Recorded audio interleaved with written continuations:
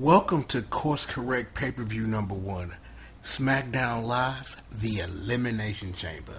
I am, of course, the one and the only, the triple, the G.O.D. And I'd like to welcome you guys back to another installment of Triple the Guy Speaks on it. Yo, just like I opened with, man, Elimination Chamber, dog. And I talked about this when I talked about the Royal Rumble, about how at this time of year, before we get to WrestleMania, the WWE and the people who write these stories really sit up here and decide what they want to do for real at WrestleMania. And this Elimination Chamber pay-per-view was a lot of setting up for the stories that will lead into the showcase of Immortals and stuff like that. So we don't really be getting into that because a lot of this is going to be really quick shots and me trying to sit up here and trying to figure out where in the hell SmackDown Live is going in the next couple of months before we get to WrestleMania. So as usual, I have the results of this pay-per-view in front of me because no one watches the kickoff match. But speaking of our kickoff match, Mojo Rawley beat Kurt Hawkins, who, even with all that pomp and circumstance, if you can even call it that Kurt Hawkins got when they retooled his character, was he ain't done shit anyway. And honestly, we gonna get into this a bit later when we get into the tag team turmoil match, is if Zack Ryder didn't get hurt, Mojo Rawley and the Hype Bros would be your tag team champions right now on the road to WrestleMania. Because honestly, I still believe this. The original plan was for American Alpha to win the titles at WrestleMania. But because Zack Ryder got hurt, they had to go ahead and pull the trigger a lot sooner than they expected. And given what the rest of this pay-per-view and the results of the Royal Rumble, which we will also get into a bit later, because there's something I want to say about that, is we'll see. That's all I can say, is that I honestly think, like I said and I repeat it, the Hype Bros were supposed to be your tag team champions. They probably would have dropped it at this pay-per-view to somebody, more likely either the Usos or the Ascension, to give American Alpha somebody to fight for, because you can't have two face tag teams fighting each other for a championship at the Showcase of Immortals, But again, more on that later. We get into our actual pay-per-view, and Becky Lynch beat Mickie James, and I'm like, we gonna talk a little bit more about this later as we try to dissect and dichotomize what is the women's title picture as it relates to SmackDown Live. I'm just like, it's good to see Mickie James back doing her thing or whatever, but it wasn't no way that she was going to beat Becky Lynch. Ain't no way they going to sit up here and do Becky like that in a way where you ultimately want her to claw back up to the championship. It's not going to happen at WrestleMania. It's not going to happen at the SmackDown after WrestleMania, anything like that, but they trying to keep her in the title picture. It's just that Mickie James is there because she want to wrestle. She did some cool stuff down at NXT.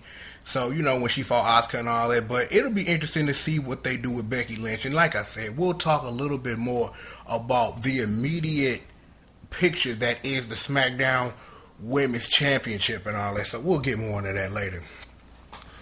Kalisto and Apollo Crews beat Dolph Ziggler because Dolph Ziggler is a heel now. And it's just like, okay, that's all I got. I'm like, I understand the how and the why. I'm like, I'll say this because I had the opportunity to say this. I thought Apollo Crews, when Apollo Crews first came through, he was going to do some damage, and they ain't really done nothing with my guy yet. So it's interesting to see what they do. And I'm like, Dolph Ziggler, you know what I'm saying? It's like, he don't need to be in no one title picture orbit. No way. I'm not saying that he isn't deserving of anything, but they don't portray the character in a way, storyline wise, that he needs to be anywhere near a damn championship. So there you have it. And that's why he lost in a 2-on-1 handicap match, and a match that was supposed to be a pre-break and a pay-per-view. There you have it. We talked about this earlier, so let's just go ahead and let's just put some laser focus on this. American Alpha won the tag team turmoil match. Here's the question, and here is the problem with where the title picture is when it comes to the tag team division. Again, we talked about this.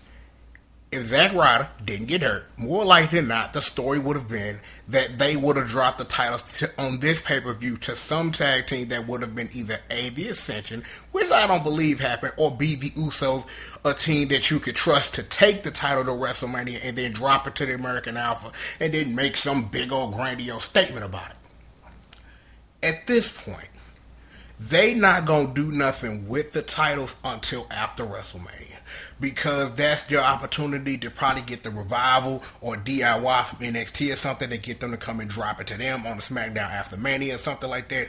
But they are going to be the champions all the way to WrestleMania. And then after that, once they inject some new fresh blood and bring up the next NXT call-ups or whatever, then you see exactly what you can do with that. But again, I feel that for real, that if it wasn't for the extenuating circumstances in FOR, is that a heel team would have won it tonight and they would have lost it to the American Alpha. So it'll be interesting to see like how long this title reign is gonna go, how long they gonna keep the titles warm until they get somebody they can chase after for it and win it again. Moving right along in more of our women's division, Nikki and Natalya had a match that ended in a double countout, and then they just kept beating each other down for like another 10 minutes for reasons I don't get or understand. Is that a lot of this feud is driven by that Total Divas nonsense for whatever Total Divas is, and I'm like, I've never had the opportunity to say this, so I might as well, is that Total Divas is a gateway drug into the WWE. That you put it on a network that's famous for garbage like that, and then you get them interested in these ladies and all they catty side drama, which is just as scripted as the TV show that they portray themselves on every fucking week. And then you get more fans into the WWE, because I honestly know some people that have got back into wrestling and have gotten into wrestling because of Total Divas. So it's important that they drive that type of stuff. But between Nikki and Natalya shooting, quote unquote, on each other about Bret Hart and John Cena and marriage and boobs and stuff, and it's just like, what the freaking do? So again, this is going to drag itself all the way out to WrestleMania, and given the results of what happened in the Elimination Chamber, what this ultimately becomes is affected by that, and we will talk more about that a bit later. Your new SmackDown Women's Champion is Naomi. She beat Alexa Bliss in a thing that I kind of knew was going to happen. But I will say this first. I will preface with this. Alexa Bliss is coming into her own, champion or not at this point. Is that the promo that she did not cut on Naomi last week on SmackDown Live was some of the most amazing stuff I have seen from Alexa Bliss. Is that she sat up here and was promoing on Becky Lynch and sat up here and ignored Naomi's existence. And I thought that was amazing storytelling on her part, because she sat up here and was like, you pinned me twice, and so what? You still don't mean shit, but you lost. So I have to say is that it was for a minute. It's like I wasn't sold on Alexa Bliss. I wasn't really sold on her in any way, shape, or form. But the lead up to this match sold me on her. So I have to give it that. So I will give her a props, man. It was a great match all around. But Naomi is your new women's champion. And I will say this. I remember when I first started doing these. I remember when I got inspired to first doing this, and I started doing it, and it's like I wasn't sold on face Naomi. I wasn't sold on the Feel the Glow shit, because I felt that she was, even though they didn't give her the shine when she did do her thing, she was an effective heel. But she's doing great as a face. You gotta love that. You gotta love that she's doing her thing as a heel. So it's gonna be interesting to see is that I don't honestly think that what you gonna do is Naomi gonna be the champion going into WrestleMania, but what type of match she gonna be in, that just kind of depends on the other extenuating factors. I honestly think this year your random ladder match to start off WrestleMania will be the SmackDown Women's Championship. It's a thing that kinda, sorta, a little bit make logical sense, but that all depends on how they ultimately want to blow off Nikki versus Natalya, and to get all that together, and the weird shit Carmella's doing with James Ellsworth on motherfucking ass. It'll be interesting to see like how they pull it all together, because I honestly think that usually, if that you had an opening match at WrestleMania, that ladder match this year might just be these ladies, so it'll be interesting to see that. Now, you might be wondering, I forgot something. Well, I did, and I did it on purpose, because one of these matches leads into the other in a way that I just wanted to talk about and compound into one long run-on sentence. So, here is my run-on sentence. In between Nikki and Natalya and Naomi beating Alexa Bliss for the championship, Randy Orton beat Luke Harper. You might be wondering, how does this lead into the Elimination Chamber? Well, it doesn't quite yet, because I have to preface with more stuff. This was a wonderful match for no other reason than it gave Luke Harper a chance to shine.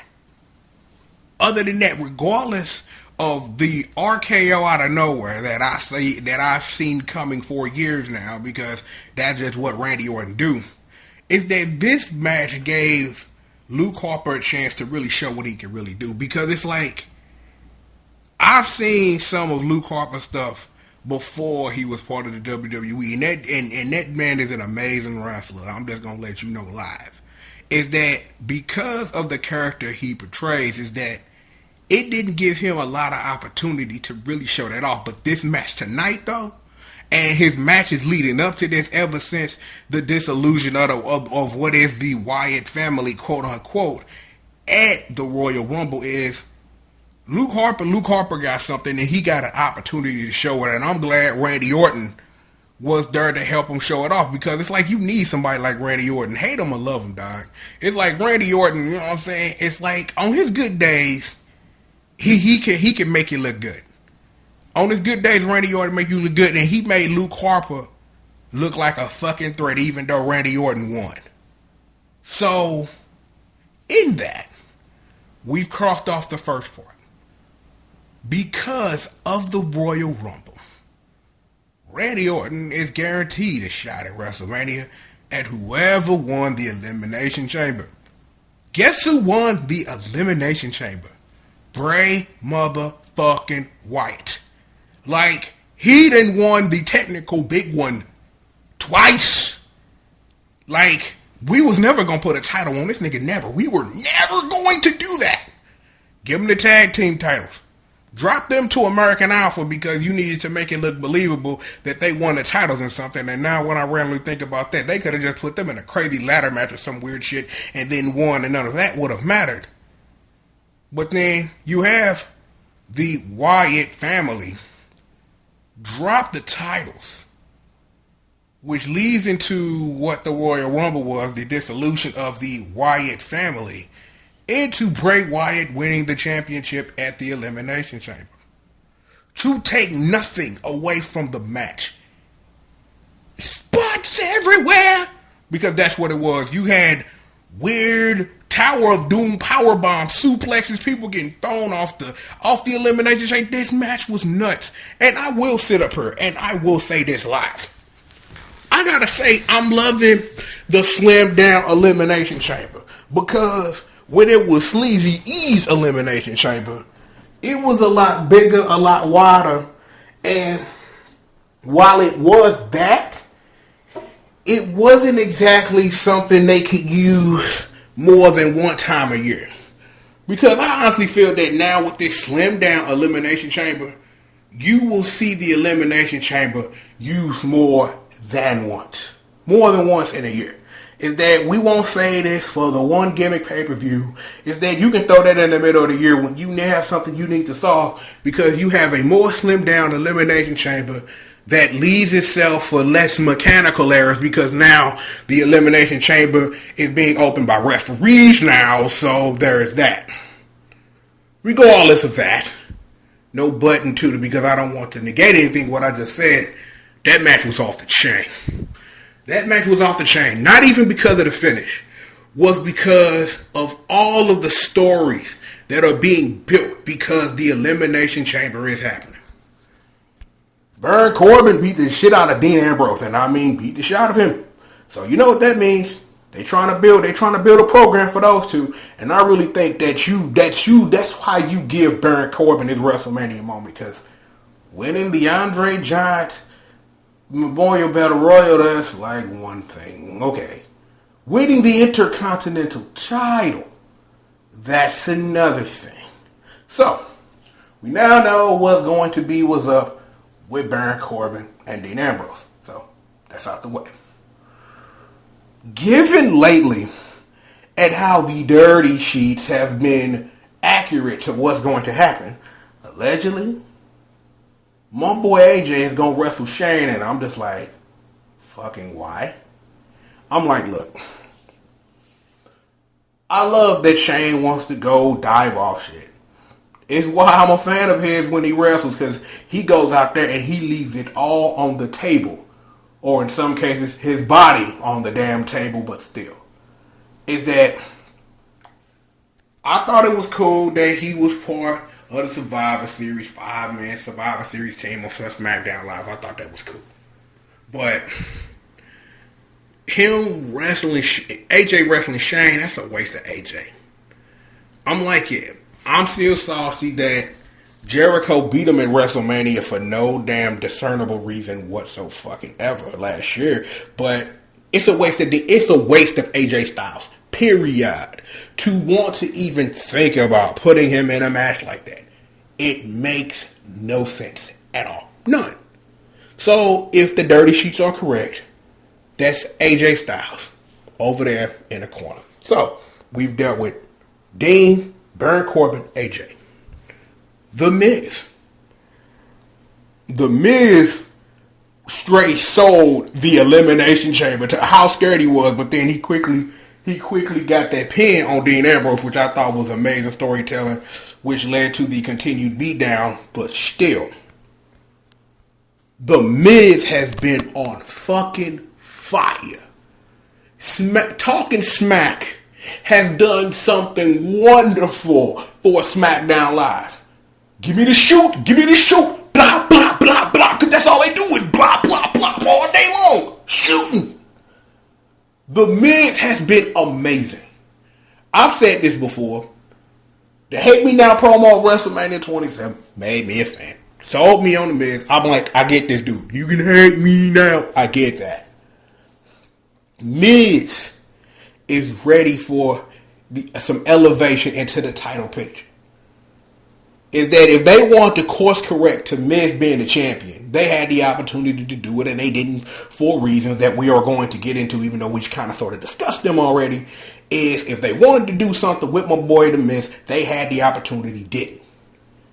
I really think that The Miz should just chill out for a while, continue to, mock Daniel Bryan for having a fucked up head and not being able to wrestle, because that's funny. Is that I want to see his elevation into this title picture. The Miz will win and lose the title before SummerSlam. You have my guarantee on that. I will eat a hat made of nacho chips with hot cheese in the middle if I'm wrong.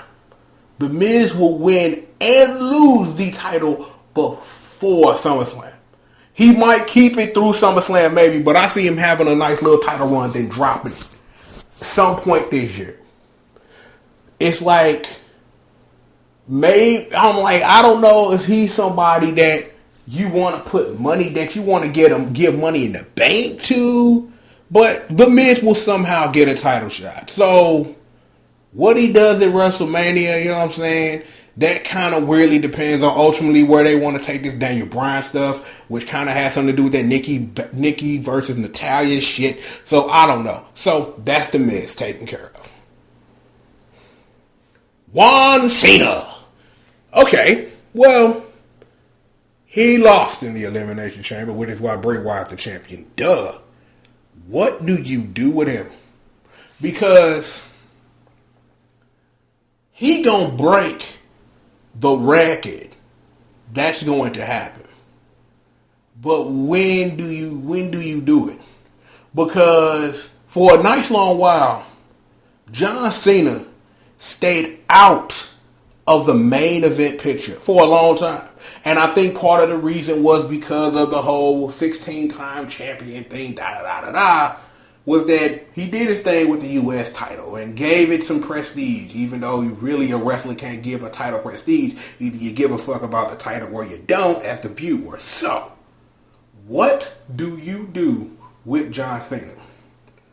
Because you can't have John Cena win the title back from Bray Wyatt at a random episode of SmackDown Live. That's not a thing that happens or makes sense. For the majesty that will be what is allegedly a WrestleMania moment, quote unquote, that's not what you do. Makes zero sense. So what they do with John Cena, that also ties into that mid shit and Daniel Bryan and Nikki Bella versus Natalya and all that old crazy shit that's going to turn into something allegedly, quote unquote, is, I just thought about this. Fuck with me for a second. So, at this junction, you got The Miz, you got Maurice, and you probably will have Natalya versus John Cena and the Bella Twins.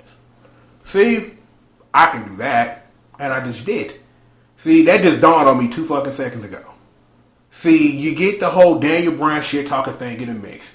The beef between Natalya and Nikki Bella. Maurice is there to support her husband, and John Cena, that's family. See, look at that. You had John Cena drop the title so you can make this 6-way match that makes no sense. The last time there was a match at WrestleMania that made zero sense was when Snooki was wrestling, and no one gives a shit about that either. So, look, I solved the John Cena problem. Maybe not the most elegant answer in the whole fucking world, believe me, but corner for you.